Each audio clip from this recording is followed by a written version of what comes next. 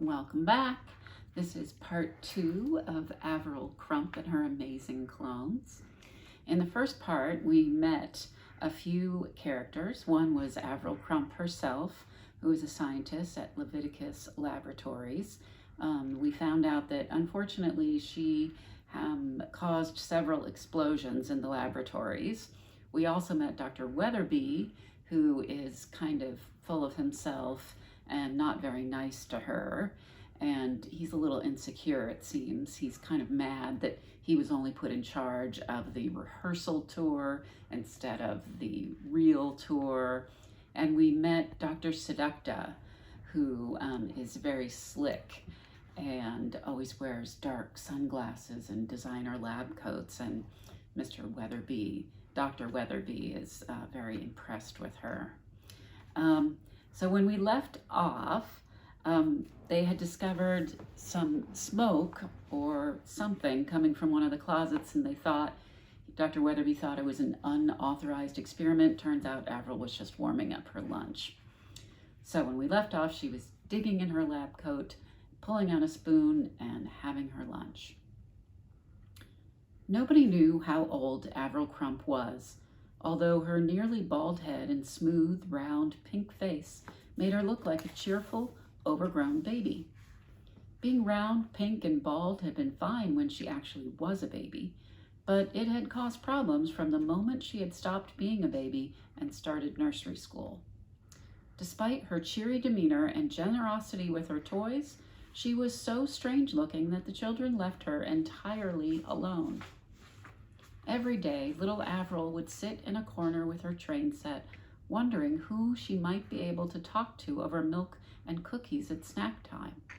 But snack time would come and go, and nobody would even smile at her. However brightly she beamed, and however many times she offered up her own cookies as a consolation prize for whoever drew the short straw and had to sit next to her. Things were even worse when Avril started at the village school in her childhood home of Bleaksby-on-Sea. Not only did the children have hair, they also had fingers that pinched and fists that pummeled and shrill, mean little laughs. The girls in her class formed the Avril Crumps a Bald Fat Lump Society, leaning across her in the classroom to hiss the day's secret password at each other. By the second week of school, Avril had given up offering her cookies in exchange for friendship. There was not a single taker. She pretended not to notice the whispers and sniggers that followed her wherever she went, but some of them seeped through. "Who's the fat freak? Watch out for your lunch, Crumpy's coming. Avril Crump's a bald fat lump. Avril Crump's a bald fat lump." Avril tried not to let this get to her. She taught herself how to read proper books so that her snack times could at least be filled with stories. She saved up her small amount of pocket money and bought paper and crayons so she could occupy her time drawing pictures during the long school vacations when all the other children were out in the streets playing with their friends.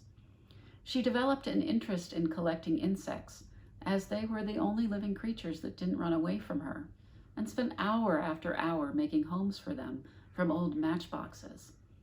But every night, in her bed, the darkness set free the thoughts that the daylight would not allow, and Avril would find herself sniffing away the tears and longing for something that would make her happy. Luckily for pink, bald, friendless little Avril, she did not have too long to wait. It all began with Aunt Primula on Avril's 6th birthday.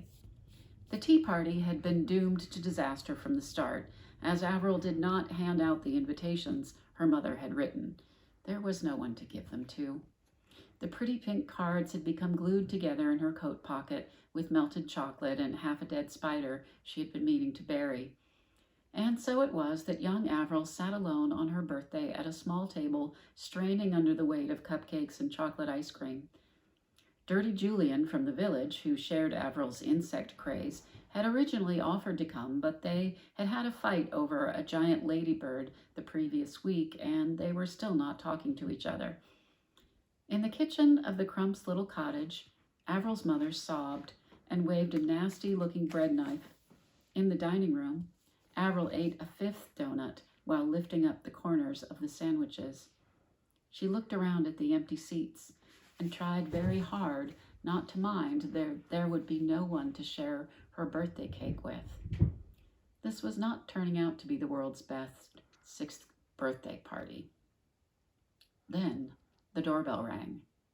"Oh," gasped Avril's mother, running through the dining room to get the front door. "That must be a guest. How brave, how lovely." She corrected herself as Avril lowered her bald head in humiliation. "I'll go and let them in." Who could have known about her birthday party? Avril listened anxiously to the muffled voices coming from the hallway as she slipped an emergency donut up her sleeve. She was desperate to share her cake, but she didn't like the donuts going to the members of the Avril Crump's Bald Fat Lump Society. Although it didn't sound like any of her classmates. It didn't even sound like Dirty Julian, who sniffed 3 times a sentence. Then Avril heard her mother wail, followed by her footsteps running up the stairs. Perhaps it was Dirty Julian after all. The dining room door opened. A powerful aroma of cat surged through the air, knocking even robust little Avril off her chair. "Hello, Auntie Primula," she said, and she got to her feet. "Happy birthday, young lady." Auntie Primula may have smelled like a cat, but she sounded like a herd of stampeding rhinos. She was wearing her usual uniform of tweed hunter's hat and a skirt like a circus tent. Avril clamped a thumb and forefinger over her nose. "Thank you, Aunt Primula," she said politely. Auntie Primula was fond of little Avril, regarding her as something of a kindred spirit. "No guests, eh? Well, I always say guests ruin a good party. Ah, is that a spare donut?" She reached out an enormous hand and snatched the stray emergency donut that had just fallen out of Avril's sleeve. "Delicious," she munched. Red jam oozed down her chin. "Auntie Primula, would you like a glass of lemonade?" Avril asked. "I can't, I'm afraid, young lady. In a bit of a hurry. Just came to drop off your present." "Oh." Avril's heart sank. On her 4th birthday, Auntie Primula had given her a framed photograph of a dead cat. On her 5th birthday, Auntie Primula had given her a stuffed cat. Not a cute, cuddly toy store stuffed cat. A real, dead, stuffed cat that had been kept in the freezer for months. She could hardly stand to imagine what feline horror was in store for her today. "That's kind of you, Auntie Primula." "Not at all. Now, where did I put it?" She began rummaging through her colossal brown handbag. "Golly, I wondered where that was. Excellent. I knew my false teeth would show up sooner or later. Better throw that out right away. I think, now, here we are." She pulled out a large wooden box. "Happy birthday!" Avril gulped as she took the box. It looked just the right size for a cat. In fact, it looked rather like a cat's coffin. Her pudgy hands trembled. "Well, aren't you going to open it?" Avril knelt down to stop her knees from shaking and placed the box on the floor. She closed her eyes very tightly. Dead insects were one thing. Dead pets were quite another. She prepared herself for the worst and lifted the lid. "Uncle Edgar's chemistry set? How did that get in there? Where are those sweet little kittens?" Chemistry set?" squeaked Avril, opening one eye. She looked into the box. It was filled with strange and exciting objects, glass tubes and metal dishes. She reached underneath the top layer. There lay packets of brightly colored powders and vials of jewel-colored liquids. "Now, let me think. I got the shop to stuff those kittens yesterday, and I definitely brought them home. I must have muddled up the boxes." Auntie Primula was red-faced. "But Auntie Primula, this is a wonderful present." Avril's eyes shone as she picked her way through the marvels of the box. "It's the best present I've ever gotten." "Well, that's well and good, but how am I going to find room for 2 more stuffed kittens? People will start to think I'm weird." Auntie Primula zipped up her handbag and stomped to the door. "Keep the chemistry set if you really want it. Heaven knows it did poor Uncle Edgar no good. He'd probably still be alive today if it hadn't been for that unfortunate explosion." She galumped into the hallway. "Enjoy the party, young lady." And she was gone, though the smell remained. Avril ran her hand along the smooth, dark wooden lid, feeling a thrill weave its way through her body from head to toe. She abandoned the laden tea table, donuts and all, gathered up the heavy box, and made her way upstairs to her room. She placed the box on her little desk and sat down in front of it. Cobalt chloride, sodium bicarbonate, the packets whispered to her as she lifted them to read the names. Ammonium sulfate, tannic acid. The sniggers and taunts Avril longed to forget were drowned out of her head. She had found it. She had found the thing that would make her happy. From that day on, Avril's life was devoted to experimenting. She never noticed the funny looks and didn't care that she had no friends. Her head was too full of the wonders of scientific possibility. At school, she failed every subject except chemistry, physics, and biology, in which she got high grades. At college, she astounded fellow students with her brilliant research into the possibilities of harnessing wave power for energy.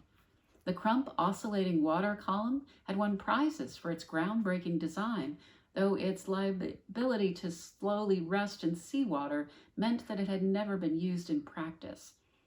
And now here she was, working at the once world-famous Leviticus Laboratories, the pinnacle of any scientist's career. "I hate Dr. Weatherby," she muttered through a mouthful of piping hot baked beans. "He's always putting me down, just because he thinks it's a crime to need a second lunch." Dr. Weatherby had been Avril's boss ever since she had arrived at Leviticus almost 3 years ago. He had never been exactly nice to her, but his insults had worsened since the arrival of Dr. Seducta, anxious as he was to impress her. Worse than his rudeness, however, far worse, was his lack of scientific curiosity. He was a real stick in the mud, refusing to listen to any ideas Avril presented to him, and ignoring all her suggestions for exciting new experiments. Working in the prodigious oil and fuel department should have been a dream come true for Avril. Ever since she had seen firsthand the havoc wrought by a massive oil spill just off the Bleaksby coast when she was 12 years old, she had wanted to use science to create new, harmless sources of fuel. Her Crump oscillating wave column was just one of her many innovations. Avril had also tried extracting the geothermal energy from hot, dry rocks and attempted to harness the power of the sun to drive everything from tractors to jet engines. But since starting her latest job, Avril's enthusiasm had begun to drain away. Professor Blute and his human cloning scandal had done far more damage to Leviticus Laboratories than simply dragging its good name through the dirt. Fearful of pushing the boundaries too far, no one at Leviticus had dared to try anything new for the last 15 years. Eventually, Avril had given up trying to persuade them to begin working on an alternative fuel source and decided instead to work on the matter of cleaning up environmental disasters. She had read about new techniques of creating genetically modified bacteria to eat up spilled oil, but thought that sounded rather cruel. She had heard about chemical dispersants which would break up oil and dilute it into water, but these could not be used without harming nearby wildlife. Avril was on the hunt for something different. One day, lying in the bathtub and playing with her rubber ducks and sponge, Avril had a brainstorm. Leaping out of the tub like Archimedes, she had begun to scribble down notes and chemical formulas for a giant, super-absorbent sponge, so powerful that it could suck up vast amounts of spilled oil within minutes. Months later, she was still experimenting. So far, none of her artificial sponge materials had been absorbent enough, but that hadn't stopped her. All right, so she had accidentally blown up 4 labs in the process, but that was only because she was trying to achieve something groundbreaking and world-changing instead of producing one measly graph or half a useless formula like the other 458 Leviticus scientists in all the departments were content to do year after year. Avril scraped the last spoonful of beans from the little pot. "Growing outward, unfortunately, not upward," she said aloud during her very best impersonation of Dr. Weatherby. Well, he could sneer at someone else in the future. She had had enough. She was resigning. She was getting out of here, and she would conduct her sponge experiments in private from now on. Trotting off down the quiet corridor toward her secret hideaway, where she would write her resignation letter in peace and quiet, Avril was heedless of the sharp pair of eyes watching her from behind large sunglasses, unaware of the hushed voice whispering into a cell phone. Seducta here. Yes, I know I haven't reported anything interesting yet, but nothing interesting ever happens around here. Look, you know you told me to look out for mavericks at Leviticus, people who might be suitable to join your team? Well, I think I've finally found someone who fits the bill. A Dr. Avril Crump. Yes, I'll keep a very close eye on her. Okay, we'll stop there for today. Hope you're enjoying this. There'll be a new one tomorrow, and I'll see you then. Bye.